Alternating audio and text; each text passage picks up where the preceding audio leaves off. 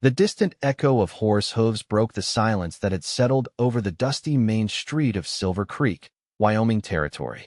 Katherine Sinclair tensed as she peered through the grime-streaked window of her late husband's general store, clutching the foreclosure notice in her trembling hands. The year was 1875, and at 28 years old, she faced the impossible task of paying off debts she hadn't known existed until Charles's sudden passing 3 months prior. The approaching rider wasn't the bank manager or the debt collector, this was someone new. Tall in the saddle with broad shoulders silhouetted against the setting sun, he rode with the easy confidence of a man accustomed to long journeys.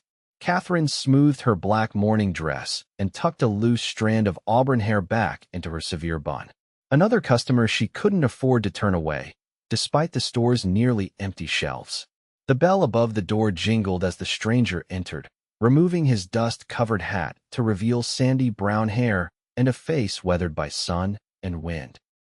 His eyes, a startling shade of blue, surveyed the sparse offerings of the general store before settling on Katherine. "Afternoon, madam," he said, his voice deep but gentle. "I'm looking to stock up before heading north." Katherine managed a polite smile. "I'm afraid our selection is limited at present, Mr. Tucker. Thomas Tucker. Most folks just call me Tucker." He extended a calloused hand.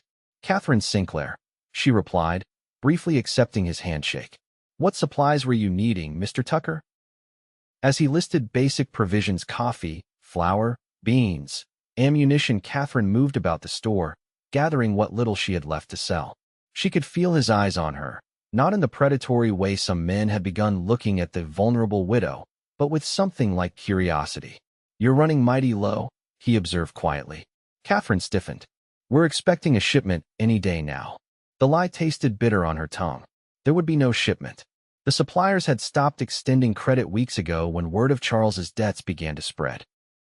Tucker nodded, saying nothing as she wrapped his purchases in brown paper. When she tallied his bill, he placed several gold coins on the counter, far more than the meager supplies warranted. "This is too much," Katherine said, pushing back the excess. "Keep it," Tucker replied.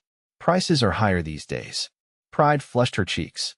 "I don't accept charity, Mr. Tucker." His eyes crinkled slightly at the corners. "Wasn't offering any, Mrs. Sinclair. Just paying fair value for quality goods."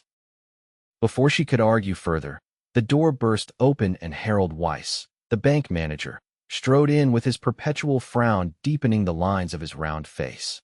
"Mrs. Sinclair," he said curtly, barely acknowledging Tucker's presence. "I've come to discuss the matter of your husband's outstanding loans." Katherine felt the blood drain from her face. "Mr. Weiss, I've explained that I need more time." "Time won't conjure $3,000, Mrs. Sinclair," Weiss interrupted. "The bank has been more than patient. If payment isn't received by week's end, we'll have no choice but to seize the property and its contents." Katherine's throat tightened. "Please, Mr. Weiss. This store is all I have left.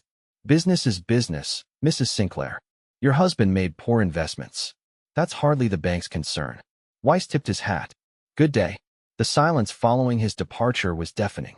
Katherine had forgotten Tucker's presence until he cleared his throat. $3,000 is a steep debt for a general store in these parts, he said.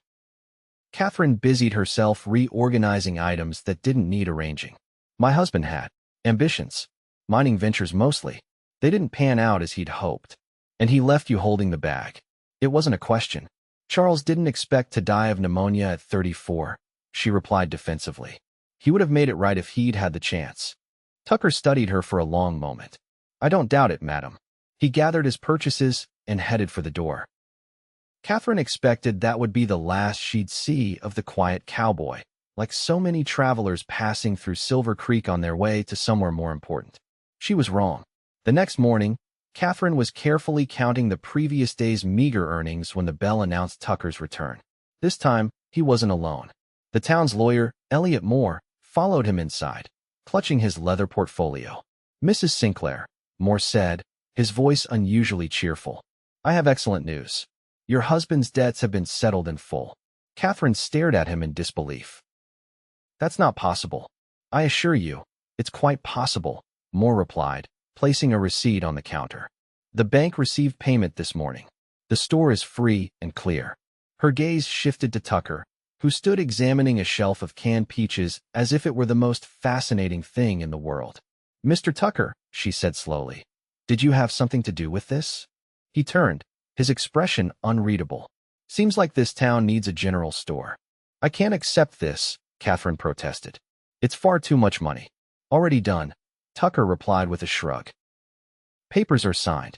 Moore nodded in confirmation. "Everything's in order, Mrs. Sinclair. The store remains in your name." Katherine felt lightheaded. "But why? You don't know me." Tucker set his hat back on his head. "I'll be staying in Silver Creek a spell. Got some business nearby." He stepped toward the door, then paused. "One condition, though." Katherine tensed, waiting for the other shoe to drop. Men didn't give away fortunes without expecting something in return. "I haven't had a home-cooked meal in months," Tucker said. "Reckon I could trouble you for supper sometime?" The request was so unexpected, so simple, that Katherine found herself nodding before she could consider it further. "Tonight," she offered. 7 o'clock. Tucker tipped his hat. "Much obliged, Mrs. Sinclair." After he and Moore left, Katherine sank into the chair behind the counter, her mind racing. Who was this man? No drifting cowboy carried enough money to pay off debts like Charles had accumulated. And why would he do such a thing for a stranger? More importantly, what would he truly expect in return? Katherine spent the afternoon in a flurry of activity, first at the bank confirming Moore's incredible news, then at the mercantile in the neighboring town where she still had credit, purchasing ingredients for a proper dinner. By 6:30, her small kitchen behind the store filled with aromas she hadn't bothered creating since Charles's death: roasted chicken, fresh bread, and apple pie. At precisely 7, a knock sounded at her back door. Katherine smoothed her hair, having exchanged her morning dress for a simpler blue one she hadn't worn in months. Tucker stood on her small porch holding a bunch of wildflowers. "Evening, Mrs. Sinclair," he said, looking slightly uncomfortable. "These were growing by the creek." "Thank you," Katherine replied, accepting the flowers. "Please, come in." Dinner began awkwardly, with Katherine hyper-aware of this stranger in her home. Tucker ate appreciatively, but said little until halfway through the meal. "This is the finest chicken I've had in years," he commented. "Reminds me of my mother's cooking." "Where is your family?" Katherine asked, grateful for the opening. "Gone. Pa died in the war, Ma a few years after from consumption. No siblings." "I'm sorry." Tucker shrugged. "Been on my own since I was 18. You get used to it." "And what brings you to Silver Creek?" "You mentioned business." He paused, taking a sip of water. "I'm looking to settle somewhere quiet. Been driving cattle most of my life. Saved up, invested some. Did well enough. Well enough to pay off a stranger's debts." Katherine pressed. Tucker met her gaze directly. "Sometimes helping folks is its own reward, Mrs. Sinclair." "Katherine," she corrected softly. "Please call me Katherine." "Katherine," he repeated, and the way he said her name made something flutter in her chest, a sensation she quickly suppressed. "I want to repay you," she said firmly. "I don't know how long it might take, but no." His interruption was gentle but firm. "That wasn't the deal." "There wasn't a deal at all, Mr. Tucker. Just an inexplicable act of charity." "Tucker," he said. "Just Tucker is fine." He set down his fork. "It wasn't charity. I've been traveling a long time, seen plenty of folks hit hard times through no fault of their own. I've been fortunate. Seems only right to share that fortune when I can." Katherine studied him, searching for signs of deception but finding none. Nobody does something for nothing. Tucker's mouth quirked in a half-smile. "I got supper, didn't I? And mighty fine supper at that." Despite herself, Katherine laughed, the first genuine laugh since Charles died. "I suppose you did." As the evening progressed, Katherine learned Tucker had spent the past 15 years working his way up from ranch hand to trail boss, eventually saving enough to buy and sell his own herds. He spoke plainly but intelligently about business, the territories he'd traveled, and the changes coming with the railroads. "The cattle drives won't last forever," he predicted. "Trains faster, cheaper in the long run." "Is that why you're looking to settle?"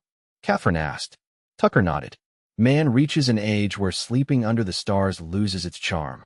"And how old are you, if I may ask?" 34, he replied, the same age Charles had been at his death. When the evening ended, Tucker thanked her formally for the meal and left with a promise to return the following day to help repair the store's leaking roof, another offer Katherine found herself unable to refuse. Over the next 2 weeks, Tucker became a fixture at the general store. He fixed the roof, repaired broken shelving, and helped Katherine inventory what little stock remained. News that her debts had been settled spread quickly through Silver Creek, and customers who had avoided the store out of embarrassment or fear of being asked for loans themselves began to return. With Tucker's help, Katherine drafted letters to suppliers, negotiating new terms now that the store's financial situation had improved. Every day, she learned more about the quiet cowboy, how he'd fought for the Union in the final year of the war, how he'd worked his way west afterward, how he could recite Shakespeare despite never finishing school because his mother had loved the bard and taught him by lamplight. And every evening, Katherine invited him for supper, telling herself it was the least she could do to repay his kindness. "You don't need to feed me every night," Tucker protested one evening as he helped clear the dishes. "I enjoy the company," Katherine admitted. "The house is too quiet otherwise." Tucker nodded in understanding. "How long were you and Charles married?" 8 years, Katherine replied, the familiar ache in her chest duller than it had been. "We met when I was teaching school back in Ohio. He had grand plans of building a business empire in the West." "You left teaching for him?" Katherine nodded. "Charles was persuasive, full of dreams. I wanted adventure, and he promised me the world." She smiled sadly. "We got as far as Silver Creek before his first venture failed. Then another, and another. The store was supposed to be temporary, just until one of his investments paid off." "Do you regret it?" Tucker asked quietly. Katherine considered the question. "I regret that he died believing he'd failed me. He hadn't. Dreams are worth pursuing, even if they don't always come true." "What about your dreams?" Tucker's blue eyes were intent on hers. The question caught her off guard. "I haven't thought about my own dreams in a very long time," she admitted. "Survival has been enough." The conversation lingered in Katherine's mind long after Tucker had gone for the evening. What were her dreams now? Running the store successfully, certainly, but beyond that? The future stretched before her, empty of the plans she and Charles had once made together. The following Saturday, a freight wagon arrived with the first new shipments in months. Tucker helped unload crates and barrels, arranging displays while Katherine carefully recorded each item in her ledger. "Business picking up?" he asked as the afternoon brought a steady stream of customers. "Yes, thankfully," Katherine replied, wrapping a package of sugar for Mrs. Peterson, the baker's wife. "Word travels fast in small towns for better or worse." "Appears to be for better these days," Tucker observed. After closing, as they worked together stocking the last of the new inventory, Katherine found the courage to ask the question that had been nagging at her. "How much longer will you stay in Silver Creek?" Tucker paused, a can of peaches in his hand. "Getting tired of my company?" "Quite the opposite," Katherine replied honestly. "I've grown accustomed to it." Something flickered in Tucker's eyes. "I put down a deposit on the old Miller property yesterday. 160 acres south of town." Katherine nearly dropped the ledger she was holding. "You're staying permanently?" "Planning to," he confirmed. "Good water, decent grazing land. Could run a small herd. Maybe breed some horses." A curious mix of emotions washed over Katherine, relief predominant among them. "That's wonderful news." "Ranch needs work," Tucker continued, suddenly very interested in arranging cans on the shelf. "House is barely standing. Previous owner let everything go to ruin before heading to California." "You're good with your hands," Katherine said. "I'm sure you'll have it in shape in no time." Tucker turned to face her. "Katherine, The store door burst open, cutting off whatever he had been about to say. Sheriff Lawson stood in the doorway, his expression grave. "Tucker, you better come quick. Some fella's asking for you down at the saloon. Says you cheated him in a cattle deal in Cheyenne. He's drunk and waving a gun around." Tucker's expression hardened. "Name. Calls himself Vance Mercer." Tucker cursed under his breath. "That man can hold a grudge." He grabbed his hat. "Katherine, stay here. Lock the door behind me." Before she could protest, Tucker and the sheriff were gone. Katherine paced the store floor, peering out the window toward the saloon down the street. The minutes stretched into an hour with no sign of Tucker's return. Unable to bear the waiting any longer, Katherine grabbed her shawl and headed for the saloon. She had never set foot in such an establishment no respectable woman would, but her concern for Tucker overrode propriety. As she approached, the sound of angry voices spilled onto the street. Katherine pushed through the batwing doors to find the saloon's patrons pressed against the walls, clearing space for two men in the center of the room. Tucker stood calmly, hands slightly raised in a placating gesture, facing a red-faced man with a pistol aimed at his chest. "You think you can cheat Vance Mercer and just walk away?" The man slurred. "Those cattle were sick. Half died before I got him to market." "I sold you healthy cattle, Mercer," Tucker replied evenly. "Whatever happened after wasn't my doing. Put the gun down before you do something you can't take back." "Too late for that," Mercer snarled, cocking the hammer. "Stop," Katherine cried out, drawing all eyes to her. Tucker's face paled. "Katherine, get out of here." Mercer swung his gun toward her, his bloodshot eyes narrowing. "Who's this?" "Your woman. Leave her out of this," Tucker warned, his voice dropping dangerously. "This is between you and me." Katherine's heart hammered in her chest, but she stood her ground. "Mr. Mercer, I don't know what dispute you have with Mr. Tucker, but surely it can be resolved without violence." Mercer laughed, an ugly sound. "Listen to her. All proper like she's in church instead of a whorehouse." Tucker moved with startling speed, positioning himself between Katherine and Mercer. "Apologize to the lady." "Or what?" Mercer sneered. The next moments happened in a blur. Mercer raised his gun again. Sheriff Lawson shouted a warning from the doorway, and Tucker lunged forward, knocking the weapon upward as it discharged. The bullet splintered the ceiling as Tucker wrestled Mercer to the floor. When the dust settled, Mercer lay face down with Tucker's knee in his back and Sheriff Lawson snapping handcuffs around his wrists. "You all right?" Tucker asked Katherine, his voice rough with concern. She nodded, unable to find words as the danger of what had just transpired sank in. Tucker turned to the sheriff. "Mercer's wanted in Wyoming territory for cattle rustling. There's a reward." Lawson nodded. "I'll wire the marshal in Cheyenne. He can cool his heels in our jail until someone comes to collect him." As Mercer was dragged away, still hurling threats, Tucker gently led Katherine outside into the cool evening air. "You shouldn't have come," he said, his anger evident despite his soft tone. "I was worried," Katherine replied. "When you didn't return, I can handle myself." Tucker ran a hand through his hair, dislodging his hat. "Katherine, men like Mercer are part of my past. I've made enemies. It's why I've always kept moving." "Until now," she said quietly. Tucker's expression softened. "Until now." They walked in silence back to the store. At the door, Tucker turned to leave. "Wait," Katherine said. "At least come inside while I make you some coffee. You're shaking." Tucker looked down at his hands, as if noticing their tremor for the first time. "That's not from Mercer," he said quietly. "Then what?" "The thought of you getting hurt because of me." His voice was barely audible. I couldn't bear it.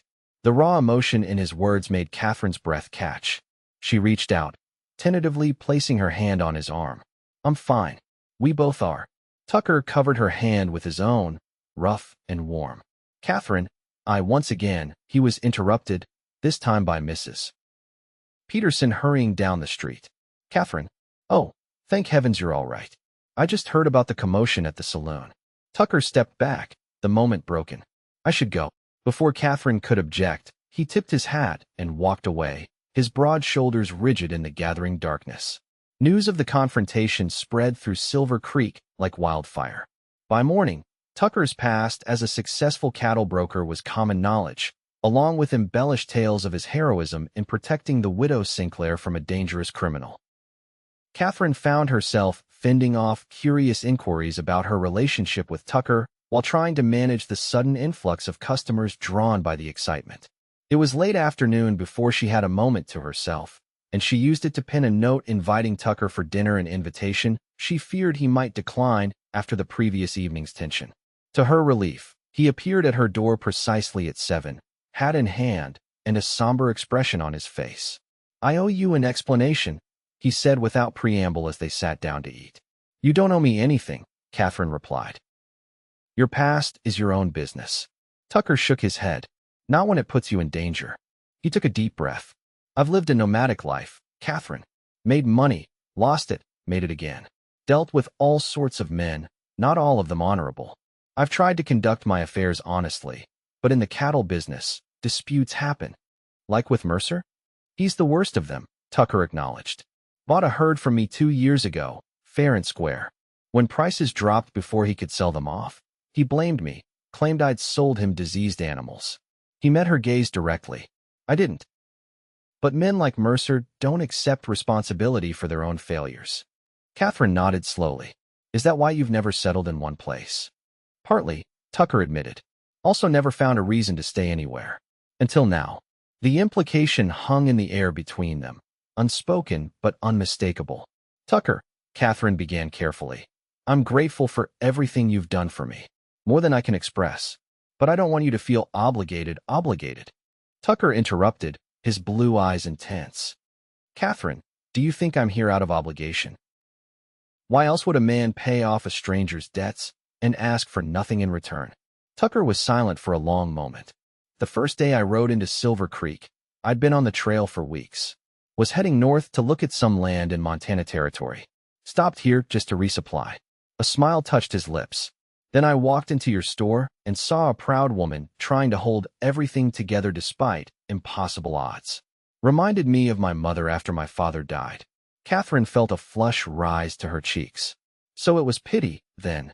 No, Tucker said firmly. Admiration. And then, as I got to know you. He trailed off, seemingly at a loss for words. Yes, Katherine prompted, her heart beating faster. Tucker stood abruptly, pacing to the window and back. I'm not a man of fancy words, Katherine.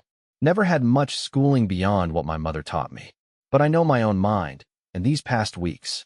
He stopped, facing her. I've come to care for you. More than I should, perhaps. Katherine rose to stand before him, hardly daring to breathe. Why shouldn't you? You're a widow, still in mourning. Charles has been gone 6 months now, Katherine said softly. And while I'll always honor his memory, life continues. She took a deep breath, as do feelings I didn't expect to have again. Tucker's eyes widened slightly. Katherine, are you saying, I'm saying that I've come to care for you too? Thomas Tucker, she admitted, using his full name for the first time. More than I thought possible in such a short time. Tucker reached out slowly, as if giving her time to pull away, and took her hands in his. I don't want to rush you, or dishonor your late husband's memory. Charles would have liked you, Katherine said, surprised to find it was true. He valued honesty and hard work above all else. Still, Tucker said, folks will talk if they think we've become close. Too quickly. Katherine couldn't help but smile. Folks are already talking. Yesterday, Mrs. Tillman asked me directly if we were courting. Tucker's eyebrows rose. And what did you tell her? I told her it was none of her business, Katherine replied, then added more softly. Though I admit, I've wondered the same thing myself. Tucker's hands tightened around hers. Katherine Sinclair, would you allow me to court you properly? With your permission, I'd like to call on you, take you for drives on Sundays, bring you to church. All the things a respectable man does when he's serious about a woman. The formal request, so earnestly delivered, brought tears to Katherine's eyes. Yes, she whispered. I would like that very much. The smile that broke across Tucker's face transformed him, erasing years of hard living and lonely trails. Slowly, giving her every opportunity to step away, he leaned down and pressed a gentle kiss to her forehead. Thank you, he murmured against her skin. That night, after Tucker had gone with a promise to return the following day, Katherine sat alone in her kitchen, her fingers tracing the spot where his lips had touched her brow.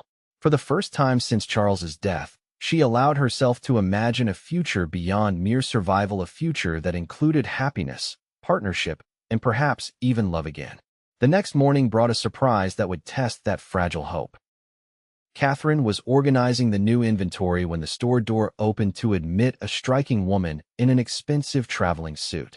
She was perhaps 30, with dark hair arranged in the latest fashion and an air of confident sophistication that immediately marked her as not from Silver Creek. Good morning, Katherine greeted her. Welcome to Sinclair's General Store. How may I help you? The woman surveyed the modest establishment with poorly concealed disdain. I'm looking for Thomas Tucker. I was told he might be found here. Something cold settled in Katherine's stomach. Mr. Tucker isn't here at present. May I ask who's inquiring? The woman's perfectly arched eyebrows rose slightly. Penelope Grant. An old friend, Of Thomas's from St. Louis. And you are? Katherine Sinclair. I own this store. Ah. Penelope smiled, the expression not reaching her eyes. The widow I've heard about. How quaint. That Thomas has taken an interest in your little business. Before Katherine could respond to the thinly veiled insult, the store door opened again, and Tucker himself walked in, stopping short at the sight of Penelope. Penny, he said, his voice carefully neutral. What brings you to Wyoming? Penelope's demeanor transformed instantly, her smile warming as she moved toward Tucker with familiar ease. Thomas, darling, when I heard you'd finally decided to settle down, I simply had to come see for myself. She placed a gloved hand on his arm. St. Louis society is positively dull without you. Katherine watched the interaction with growing discomfort. Tucker didn't reciprocate Penelope's touch, but neither did he step away from it. How did you find me? He asked. Your banker in Cheyenne was most helpful, Penelope replied, especially when I mentioned our association. She glanced at Katherine, though he didn't mention your involvement with a general store or its proprietress. Tucker gently but firmly removed Penelope's hand from his arm. Katherine, would you excuse us? Miss Grant and I have some matters to discuss privately. The formal way he addressed her, after the intimacy of the previous evening, stung Katherine more than she cared to admit. Of course, she replied stiffly. Please, use my office in the back. As Tucker led Penelope through the store, the elegant woman cast a triumphant glance over her shoulder that sent a chill through Katherine's heart. What exactly was Tucker's relationship with this sophisticated beauty, and why had he never mentioned her? The next hour was torturous as Katherine tried to focus on her customers while straining to hear any fragment of the conversation from her office. When Tucker and Penelope finally emerged, neither's expression gave any clue to what had transpired. Thank you for your hospitality, Mrs. Sinclair, Penelope said smoothly. Thomas has kindly offered to escort me to the hotel. Perhaps we'll meet again before I depart. Tucker's face was unreadable. I'll return later, Katherine. With that inadequate explanation, he ushered Penelope out, leaving Katherine with a store full of curious customers and a heart full of doubt. Tucker didn't return that day, nor did he appear for their usual supper. By the following morning, Katherine had convinced herself that whatever had been growing between them had been nothing but a foolish widow's fancy. She was arranging a display of new fabric when Martha Collins, the hotel owner's wife and Silver Creek's primary source of gossip, bustled in with poorly concealed excitement. Katherine, my dear, have you met the elegant Miss Grant staying at our establishment? Quite the sophisticated lady all the way from St. Louis, and apparently an old flame of your Mr. Tucker's. Katherine maintained a neutral expression with effort. Mr. Tucker isn't mine, Martha. And no, we haven't been formally introduced. Oh, Martha's eyes widened with delight at this potential drama. Well, according to Miss Grant, they were practically engaged before he suddenly departed St. Louis 2 years ago. Her father, a banking magnate, she says disapproved of Tucker's profession. Too nomadic, you see. Each word was a small cut to Katherine's heart, but she forced a polite smile. How interesting. Will that be all today, Martha? The new calico you ordered has arrived. Disappointed by Katherine's restrained reaction, Martha made a small purchase and left, undoubtedly to spread the news of Tucker's romantic past throughout Silver Creek. By closing time, Katherine had weathered a dozen similar inquiries, each thinly disguised as concern for her welfare. As she locked the store door, she spotted Tucker crossing the street toward her, alone and looking grimly determined. Pride made her consider pretending not to see him, but Katherine knew such games would solve nothing. She waited on the porch, arms crossed protectively across her chest. May I come in? Tucker asked when he reached her, his voice rough as if from lack of sleep. Without a word, Katherine unlocked the door and led him inside, lighting a lamp against the gathering darkness. I owe you an explanation, Tucker began. You seem to be saying that frequently lately, Katherine observed coolly. Tucker winced. I deserve that. Who is she, Tucker? He sighed heavily, removing his hat and running a hand through his hair. Penelope Grant is the daughter of William Grant, one of the wealthiest men in St. Louis. We courted briefly when I was doing business there 2 years ago. Martha Collins says you were practically engaged, Katherine stated, hating how petty she sounded, but unable to help herself. We were not, Tucker said firmly. though Penelope may have given that impression to others. Her father made it abundantly clear that a cattle broker with no family connections was not acceptable for his daughter. Yet she's followed you all the way to Wyoming territory. Tucker's expression hardened. When her father died 6 months ago, Penelope inherited his banking interests. She's come to offer me a partnership financial backing for a large-scale ranching operation. Katherine felt as if the floor had dropped from beneath her feet. That's a significant opportunity. It would be, Tucker agreed. With her capital, I could build the largest ranch in the territory. Then I suppose congratulations are in order, Katherine said, fighting to keep her voice steady. When will you leave Silver Creek? Tucker stared at her in confusion. Leave? I'm not going anywhere, Katherine. But the partnership comes with conditions I'm not willing to meet. Tucker took a step closer to her. Penelope expects more than a business arrangement. Understanding dawned. She wants to marry you. Tucker nodded. Says it would be a perfect merger of her financial acumen and my practical experience. And what did you tell her? Katherine held her breath, afraid to hope. I told her I'm already spoken for. Tucker said quietly, his blue eyes intent on hers. If you'll have me. The simple declaration made Katherine's heart soar and sink simultaneously. Tucker, I can't ask you to give up such an opportunity. That kind of wealth, that kind of future. Isn't the future I want, he interrupted, moving closer until barely a handspan separated them. Katherine, when I came to Silver Creek, I was looking for land, a place to build a modest ranch and finally put down roots. Nothing about that dream has changed, except... He paused, taking a deep breath. Except now I can't imagine that future without you in it. Katherine's eyes filled with tears. You hardly know me. I know enough, Tucker countered gently. I know you're strong, resilient, kind. I know you keep your word and face challenges head on. I know you make the best apple pie west of the Mississippi. This last was said with a small smile that melted Katherine's remaining resistance. What about Penelope? She asked, needing to be certain. Leaving on tomorrow's stage, back to St. Louis, Tucker assured her.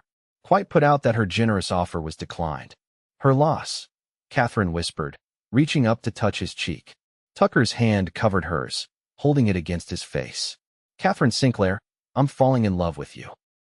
I know it's soon, perhaps too soon, but she silenced him by rising on tiptoe and pressing her lips to his in a kiss that began tentatively, but quickly deepened as Tucker's arms encircled her waist, drawing her closer. When they finally broke apart, both breathless, Katherine rested her forehead against his chest, listening to his hammering heart that matched the rapid pace of her own. I'm falling in love with you too, she admitted softly. It terrifies me. Tucker's arms tightened around her. Why? Because I've already lost one husband. I'm not sure I could bear losing another. Tucker tilted her chin up, making her meet his gaze. I can't promise nothing will ever happen to me, Katherine. Life offers no guarantees. But I can promise that as long as I draw breath, I will do everything in my power to be worthy of your love and trust. In that moment, Katherine made her decision. Fear of future loss would not prevent her from embracing present joy. That's enough for me, she whispered, rising again to seal her words with another kiss. The following weeks brought dramatic changes to both their lives.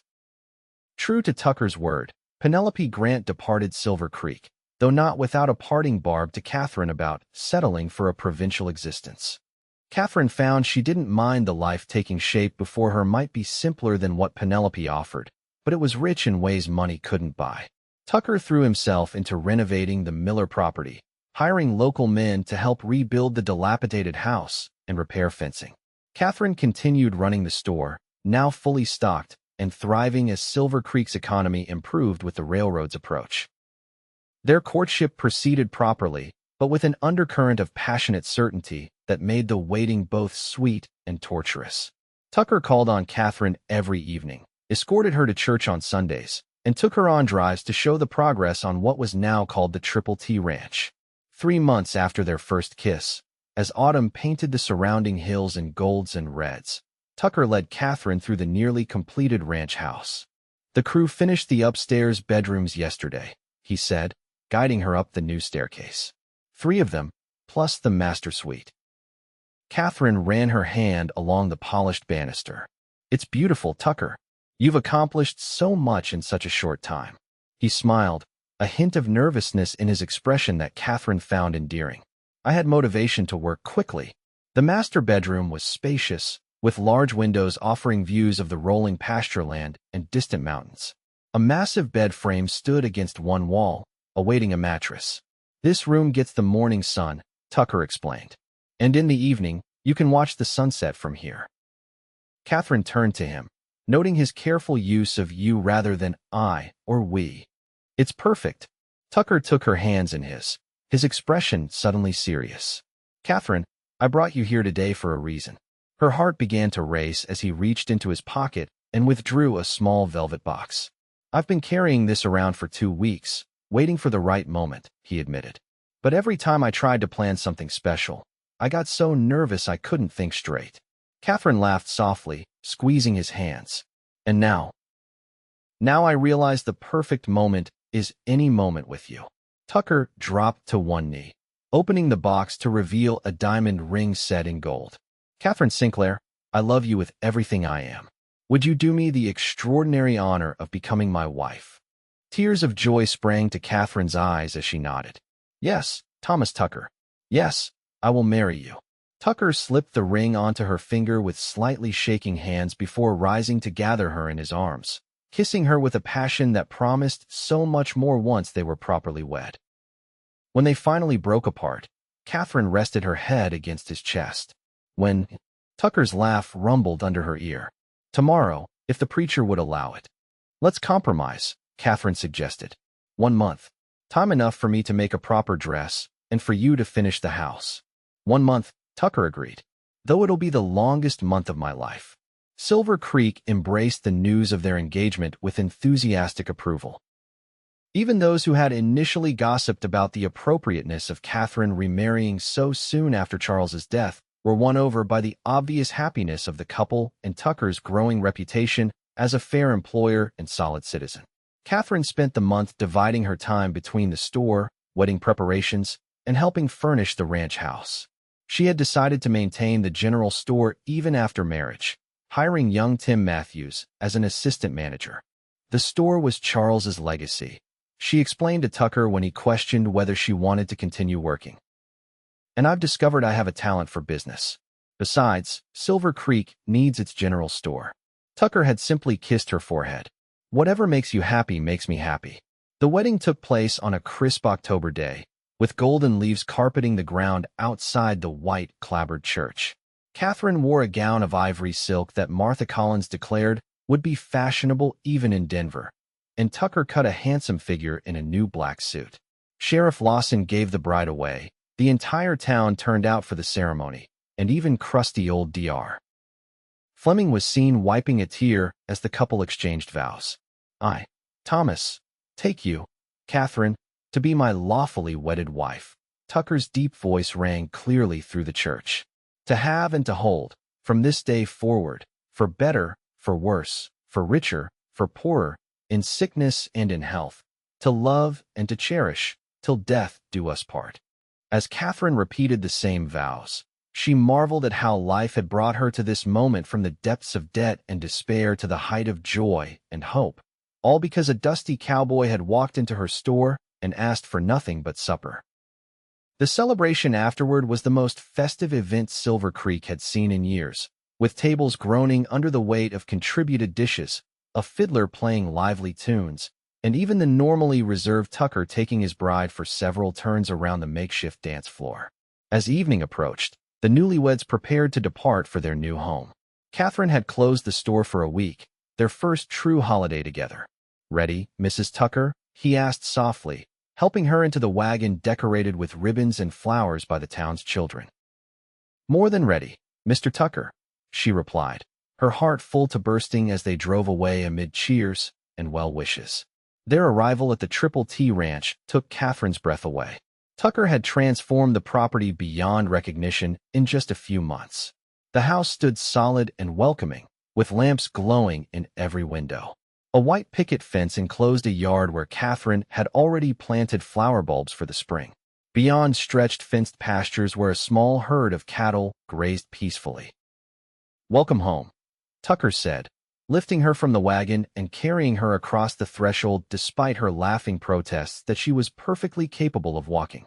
Inside, a fire crackled in the stone fireplace, and the rooms were furnished with a combination of pieces Katherine had selected and heirlooms Tucker had apparently been storing in Denver for years.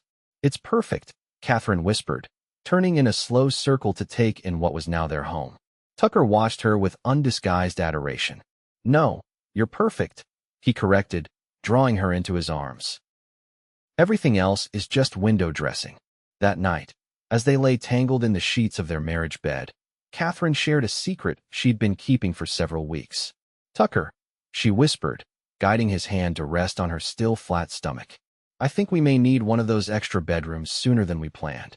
His eyes widened in the moonlight filtering through the window. "Katherine, are you saying?" She nodded, suddenly uncertain. "I wasn't sure until a few days ago. Dr. Fleming confirmed it. Are you? Is it too soon?" Tucker's answer was a kiss of such tenderness it brought tears to her eyes. "A baby," he murmured against her lips. "Our baby. Katherine, you've made me the happiest man in the Wyoming Territory. In all the territories combined." As they drifted to sleep in each other's arms, Katherine reflected on the strange and wonderful path that had led her here.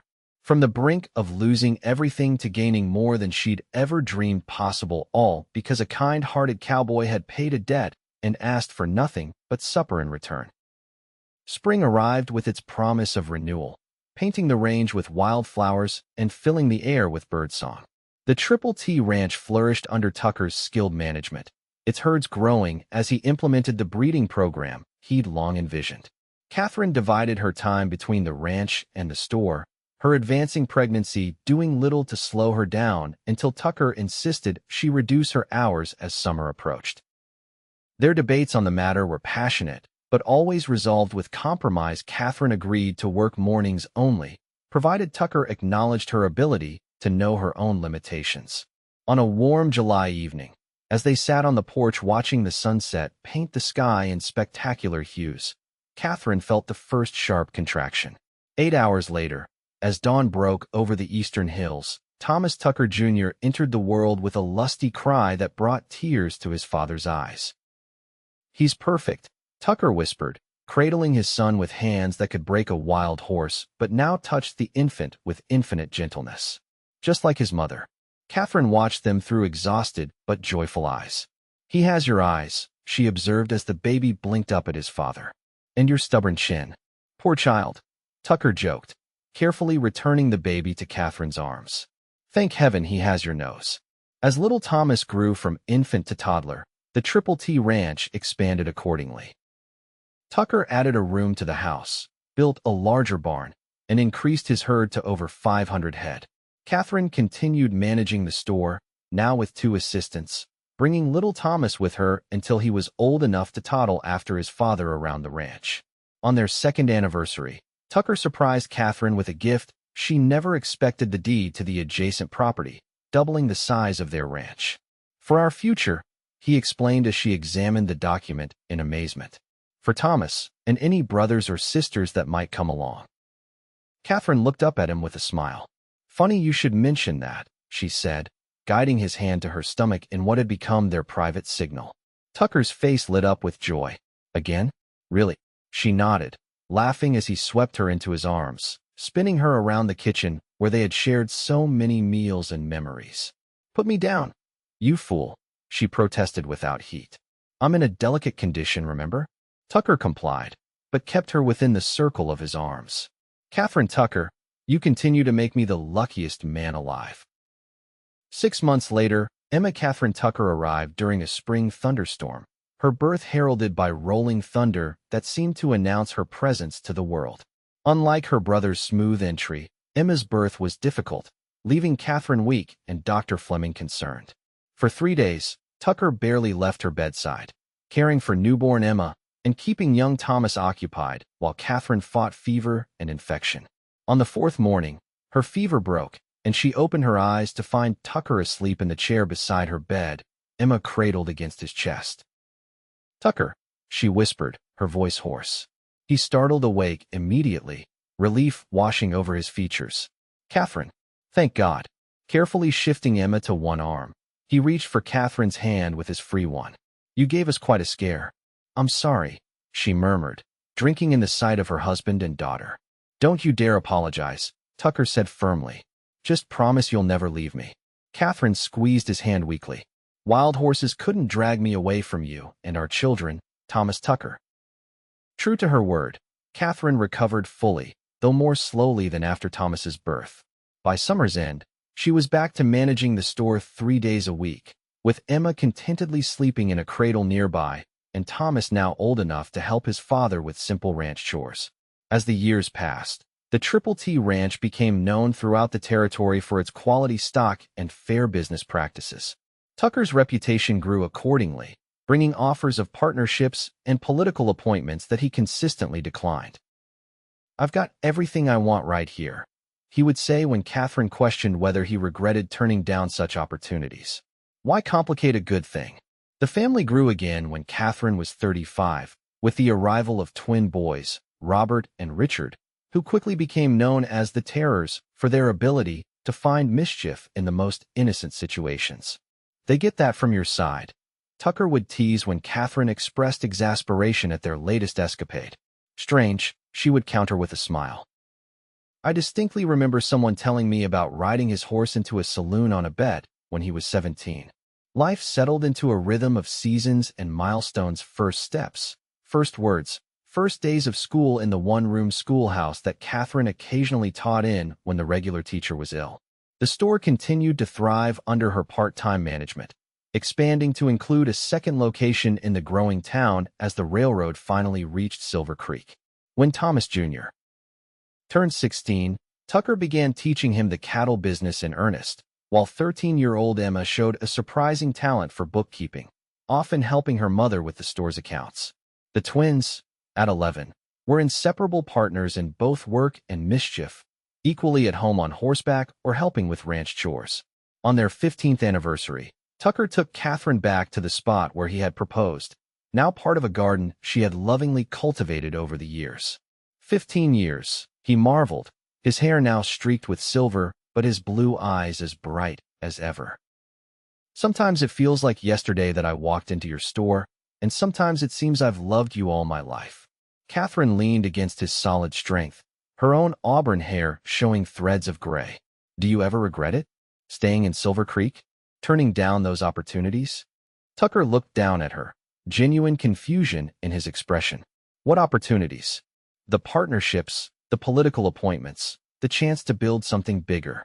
Tucker shook his head, drawing her closer. Katherine, don't you understand yet? I did build something bigger. Something that will outlast any business empire or political legacy. He gestured toward their home, where their children's laughter drifted on the evening breeze. This is what matters. This family, this life we've built together. Katherine rose on tiptoe to kiss him, marveling that after 15 years of marriage, his touch still sent the same thrill through her body. I love you, Thomas Tucker, more today than I did when I married you, which I wouldn't have thought possible back then. And I love you, Katherine Tucker, he replied, his arms tightening around her waist. For all the days of my life and beyond. As they stood together in the garden they had planted, surrounded by the life they had built from nothing but hard work and love, Katherine reflected on the strange and wonderful journey that had brought them here, all because a weary cowboy had paid a widow's debt and asked for nothing but supper in return. It had been, she decided, the best bargain of her life.